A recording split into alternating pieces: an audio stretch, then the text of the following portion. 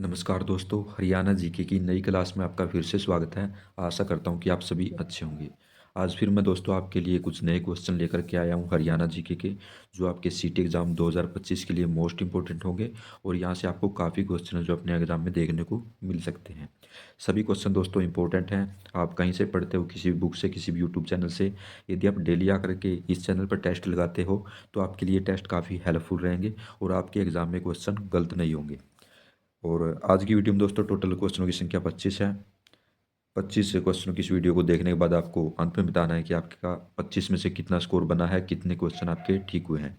इससे आपको अपनी हरियाणा जीके की तैयारी का पता चलेगा कि आपकी हरियाणा जीके की तैयारी कैसी है।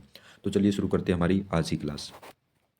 आज की क्लास में हमारा पहला क्वेश्चन है, मोरनी की पहाड़ियों पर किस प्रकार की मिट्टी पाई जाती है। मोस्ट इंपॉर्टेंट क्वेश्चन है दोस्तों, और प्रीवियस ईयर में क्वेश्चन पहले भी आ चुका है। तो सोचिएगा एक बार इसका क्या राइट आंसर होगा, फिर हम इसका राइट आंसर बताएंगे। तो सोचिएगा दोस्तों क्या इसका राइट आंसर हो सकता है। तो इस क्वेश्चन का जो राइट आंसर हो जाएगा दोस्तों, हो जाएगा ऑप्शन सी, लेटराइट मिट्टी है जो पाई जाती है मोरनी की पहाड़ियों में। मोरनी की पहाड़ियाँ कहाँ पर हैं, तो ये पंचकुला में है। ये आपको याद रखना है। सभी क्वेश्चन इंपॉर्टेंट है दोस्तों, सभी क्वेश्चनों को ध्यान से देखिएगा। नेक्स्ट है, किस वर्ष हरियाणा में वृद्धावस्था पेंशन को शुरू किया गया था। इंपॉर्टेंट क्वेश्चन है दोस्तों, पहले भी मैं आपको करवा चुका हूँ। ये क्वेश्चन पूछा जाता है एग्जाम में और इसमें अक्सर गलती हो जाती है, नंबर कट जाते हैं। तो सोचिएगा क्या इसका राइट आंसर हो सकता है एक बार। तो राइट आंसर हो जाएगा दोस्तों ऑप्शन सी, 1987 में जो हरियाणा में वृद्धावस्था पेंशन को शुरू किया गया था। और 1987 में किसकी सरकार की दौरान, किसकी सरकार के दौरान दोस्तों वृद्धावस्था पेंशन शुरू की गई थी। तो दोस्तों देवीलाल की सरकार थी उस समय। और मात्र 100 रुपये है जो वृद्धावस्था पेंशन है जो उस समय दी जाती थी। और वर्तमान में कितनी है वृद्धावस्था पेंशन, तो 3,000 रुपये मिलते हैं।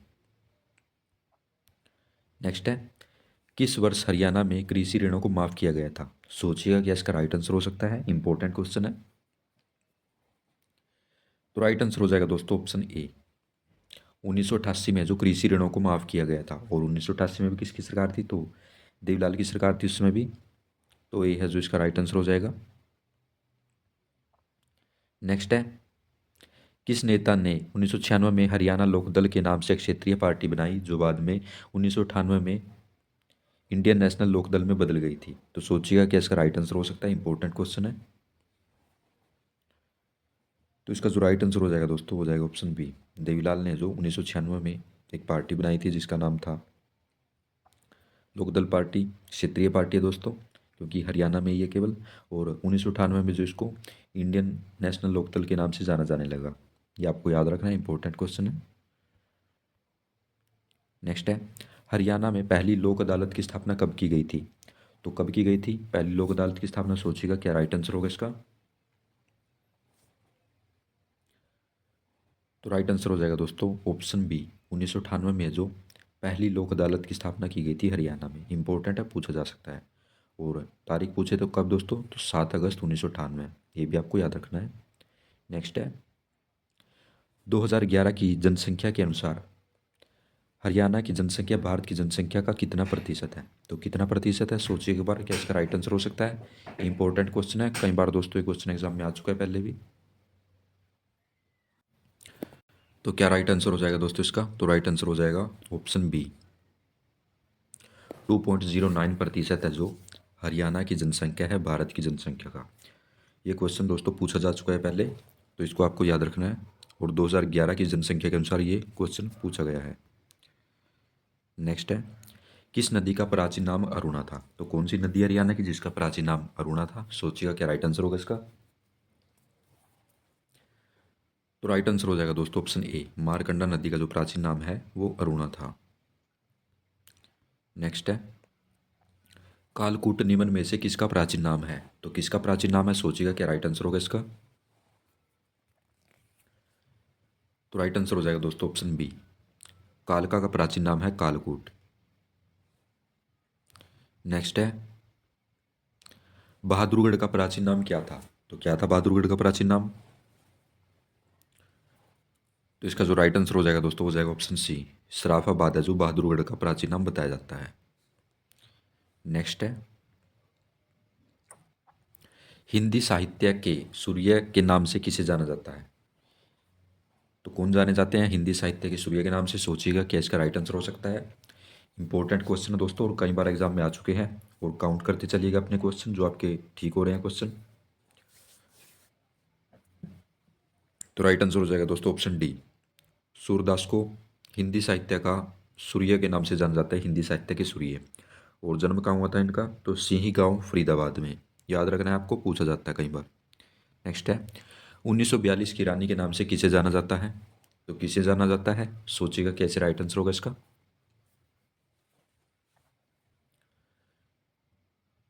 तो राइट आंसर हो जाएगा दोस्तों ऑप्शन ए, अरुणा आसफ अली को जो 1942 की रानी के नाम से जाना जाता है।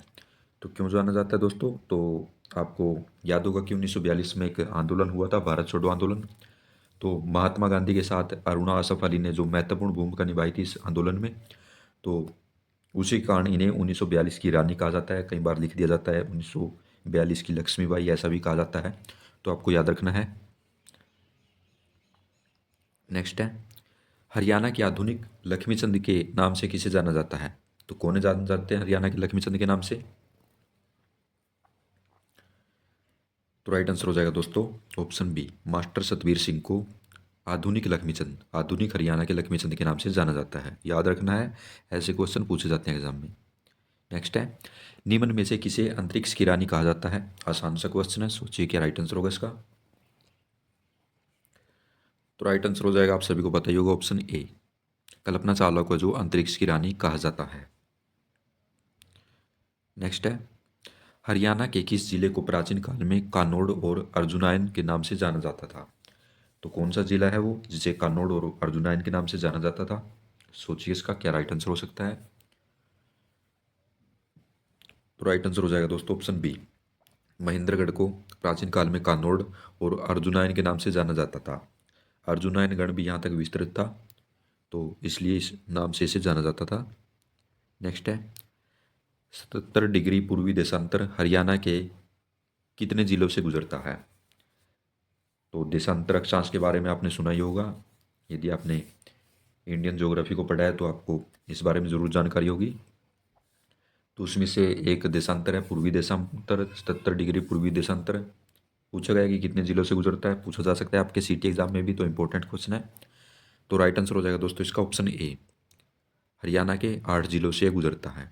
और काल्पनिक रेखाएं हैं ये, जो देशांतर अक्षांश हैं, एक काल्पनिक है दोस्तों, वास्तविकता से इनका कोई लेना देना नहीं पृथ्वी पर। और कौन कौन से 8 जिले हैं दोस्तों? तो ये 8 जिले हैं पंचकुला, अम्बाला, कुरुक्षेत्र, करनाल, पानीपत, गुरुग्राम और सोनीपत और मेवात। ये आपको याद रखना है। इन्हीं जिलों में से कुछ ना कुछ घुमा फिरा कर आपसे क्वेश्चन पूछ लेगा, तो आपको याद रखना है इन जिलों का नाम। इंपॉर्टेंट क्वेश्चन पूछा जा सकता है। नेक्स्ट है 75 डिग्री पूर्वी देशांतर हरियाणा के कितने जिलों से गुजरता है? वो 77 डिग्री था, 75 डिग्री पूछा गया है, तो कितने जिलों से गुजरता है? तो राइट आंसर हो जाएगा दोस्तों ऑप्शन ए, एकमात्र जिले से गुजरता है, सिरसा से। तो एक ही जिले से गुजरता है, ये आपको याद रखना है। नेक्स्ट है 29 डिग्री उत्तरी अक्षांश हरियाणा के कितने जिलों से गुजरता है? तो कितने जिलों से गुजरता है, सोचिए इसका क्या राइट आंसर होगा। ऐसे क्वेश्चन दोस्तों इंपॉर्टेंट होते हैं और इसमें अक्सर नंबर कट जाते हैं एग्जाम में, तो ऐसे क्वेश्चनों को भी याद रखना चाहिए आपको।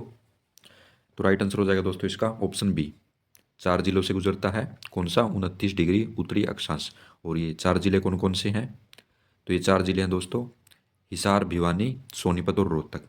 इनको भी आपको याद रखना है, इनमें से भी कोई ना कोई आपसे क्वेश्चन बनाकर पूछ सकता है। नेक्स्ट है हरियाणा की मुख्यतः कितनी भौगोलिक विशेषताएं हैं?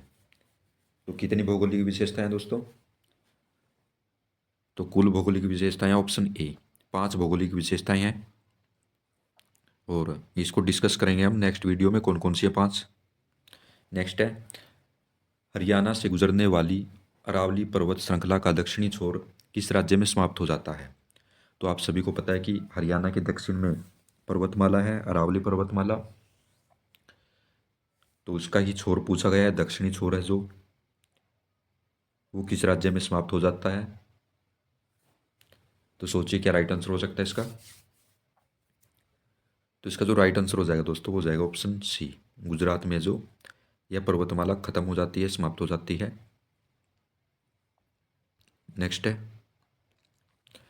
2 दिसंबर 2007 को हरियाणा में जनहित कांग्रेस की स्थापना की गई, जो बाद में 2016 में कांग्रेस में शामिल हो गई।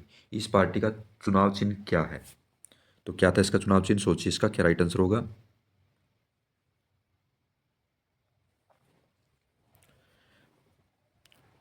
तो इसका जो राइट आंसर हो जाएगा दोस्तों, हो जाएगा ऑप्शन बी, ट्रैक्टर जो इसका चुनाव चिन्ह था। और आपको ये भी याद रखना है कि कब इसको बनाया गया था इस पार्टी को, तो 2 दिसंबर 2007 को।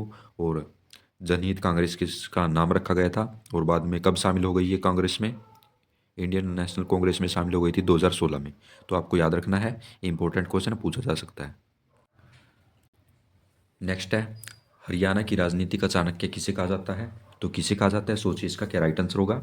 इंपॉर्टेंट क्वेश्चन है, और आप साथ के साथ अपने क्वेश्चनों को काउंट कर ही रहे होंगे कि कितने क्वेश्चन आपके ठीक हो रहे हैं। तो इसका जो राइट आंसर हो जाएगा इस क्वेश्चन का, वो हो जाएगा दोस्तों ऑप्शन ए, भजन लाल को जो हरियाणा की राजनीति का चाणक्य कहा जाता है। और किंग मेकर किसे कहा जाता है दोस्तों? तो किंग मेकर कहा जाता है देवीलाल को। ये भी आपको याद रखना है। नेक्स्ट है कौन सा अनुच्छेद यह प्रावधान करता है कि मुख्यमंत्री की नियुक्ति राज्यपाल करेगा? तो कौन सा अनुच्छेद ऐसा प्रावधान करता है? सोचिए इसका क्या राइट आंसर होगा। पूछा जा सकता है आपके एग्जाम में, तो सोचिए कि राइट आंसर हो सकता है। तो राइट आंसर हो जाएगा दोस्तों ऑप्शन डी, अनुच्छेद 164 जो प्रावधान करता है कि जो मुख्यमंत्री की नियुक्ति करेगा वो राज्यपाल करेगा। नेक्स्ट है कौन सा अनुच्छेद कहता है कि राज्य में एक विधानसभा होगी जो राज्य का निम्न सदन तथा अस्थायी सदन कहलाएगी? तो कौन सा अनुच्छेद कहता है? सोचिए इसका राइट आंसर क्या राइट आंसर होगा। तो इसका जो राइट आंसर हो जाएगा दोस्तों, हो जाएगा 170। अनुच्छेद 170 कहता है कि राज्य में एक विधानसभा होगी। कईयों में विधान परिषद भी है, लेकिन हरियाणा में विधानसभा है, तो यही क्वेश्चन आपसे पूछा जा सकता है। नेक्स्ट है हरियाणा में वर्तमान में विधानसभा की कितनी सीट आरक्षित हैं? तो कितनी सीट आरक्षित है, सोचिए क्या इसका राइट आंसर होगा। तो इसका जो राइट आंसर हो जाएगा दोस्तों, हो जाएगा ऑप्शन सी, 17 सीटें हैं जो आरक्षित हैं हरियाणा में। और कुल कितनी सीटें हैं, तो 90 सीटें हैं विधानसभा की। नेक्स्ट है हाल ही में 15वीं विधानसभा के चुनाव हुए, इस विधानसभा में किस सीट पर सबसे अधिक मतदान हुआ है? आप सभी को पता है कि हाल ही में चुनाव हुए थे कुछ ही महीने पहले, तो इसमें किस सीट पर सबसे अधिक मतदान हुआ था? सोचिए क्या राइट आंसर होगा इसका। करंट अफेयर का क्वेश्चन भी आप इसे मान सकते हैं, पूछा जा सकता है लेकिन आपसे एग्जाम में। तो इसमें जो आपका राइट आंसर हो जाएगा दोस्तों, हो जाएगा ऑप्शन डी, एलनाबाद जो विधानसभा सीट है इस पर सबसे अधिक मतदान हुआ था, और तकरीबन 80%। ये आपको याद रखना है। तो ये थे दोस्तों हमारे आज के इंपॉर्टेंट क्वेश्चन जिनका हमने टेस्ट लिया। आपके 25 क्वेश्चन में से जितने भी क्वेश्चन ठीक होते हैं आपको कमेंट बॉक्स में बताना है, और जो क्वेश्चन आप स्क्रीन पर देख रहे हैं इसका आंसर भी आपको कमेंट बॉक्स में बताना है कि इसका राइट आंसर क्या हुआ। और डेली दोस्तों इस क्लास को आप सुबह 8 बजे देख सकते हैं, टेस्ट लगा सकते हैं, हेल्पफुल आपके लिए क्लास रहेगी। और जो नए हैं जो आज पहली बार क्लास को देख रहे हैं, तो उनको बताना चाहूँगा कि इससे पहले हमने तकरीबन 65 प्रैक्टिस सेट है जो हरियाणा जीके के इसी चैनल जेबसन स्टडी पर डाल दिए हैं, तो आप उनकी भी जाकर के प्रैक्टिस लगा सकते हैं। इंपॉर्टेंट क्वेश्चन है, और इन क्वेश्चनों से दोस्तों आपका एग्जाम में इससे बाहर कोई भी क्वेश्चन नहीं आने वाला। तकरीबन 3000 क्वेश्चन है जो हमने करवा दिए हैं इस चैनल पर, तो उनकी भी आप प्रैक्टिस लगाते रहिए, आपके लिए काफ़ी हेल्पफुल रहेगी वो वीडियो। तो धन्यवाद दोस्तों, आज की वीडियो में इतना ही। कल फिर मिलते हैं नए क्वेश्चनों के साथ, तब तक के लिए जय हिंद जय भारत।